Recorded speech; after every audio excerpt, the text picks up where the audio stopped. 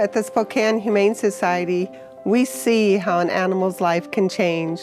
We are dedicated to providing for all of our animals, from kittens and puppies to the seniors, a chance to live a life in a loving atmosphere where they can have comfort and feel safe that they can grow old there.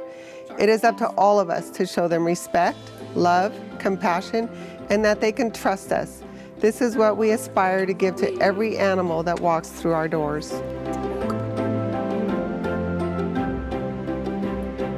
Hello, my name is Tracy, and I'm a foster parent with the Humane Society. As a foster parent, I can take care of these kittens, introduce them to humans, make them comfortable. Then when they're released into homes, they're spayed, they're neutered, they're vaccinated, and then everything is all good. So it's just fun to do this. I really feel great helping out. A lot of our senior pets that come in, they've been in a home for a long time. So one of the first challenges I think that we experience here is that they're moved into a very stressful situation because they go from a quiet home to now a new home that's filled with lots of different people and lots of different animals.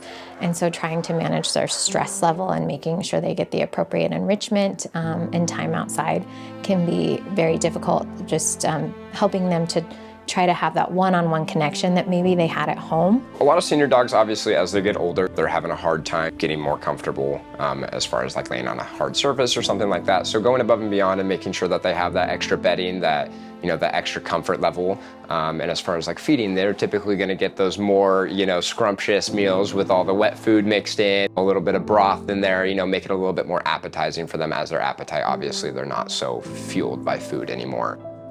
And then another thing that we have to take into account is a lot of our senior animals may have chronic diseases, things like dental disease is very common in our elder patients, and then things like kidney disease, diabetes, and then also simple things just even like managing their weight. We want our senior patients to be as healthy as possible. On an adoption day, seeing that dog go out the door, you can tell that they know exactly where they're going. They're cheery, they're excited, they're ready to go, and you can tell by the adopters. You see them, they're excited, they're happy, they're ready to go. It kind of all just comes together, and it all just kind of, you know, really fuels that drive that we all have to be here. I mean, it really just keeps us going and keeps us motivated. Dogs Trained for Life is a wonderful program because instead of a dog sitting in the kennel where we don't know what their true behavior is like, we get them out, we walk them across, and we get them in a play yard with multiple dogs. So not only do they get socialized and learn proper dog etiquette, they get exercised, we learn what their play style is like, and then the best part is we can tell potential adopters what the dog's like.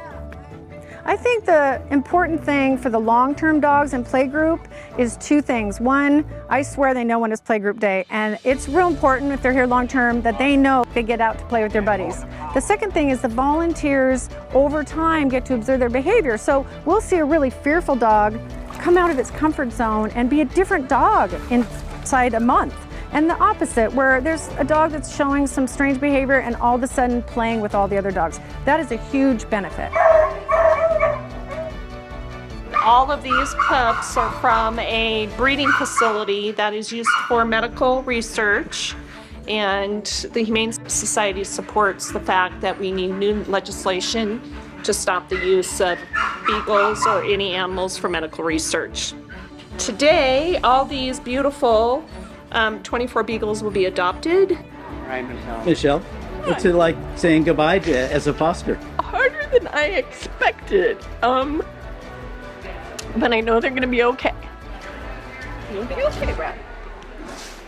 When I saw them on the news, I just started crying. I was like, we have to get one of these. And so we were lucky to be able to be one of the ones that gets one of these dogs, and it's a blessing. It really is. I'm excited because these dogs were tortured and they deserve a good, loving home. And I'm glad that we were able to give them a good home. Puppies and kittens are so easy to love. They are fun to have around, and that first year is a year of laughter and training.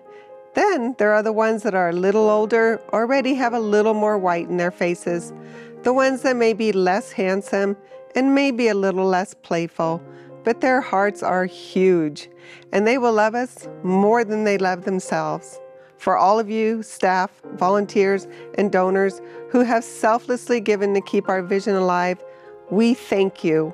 You have helped provide the comfort and safety they so desperately need and long for.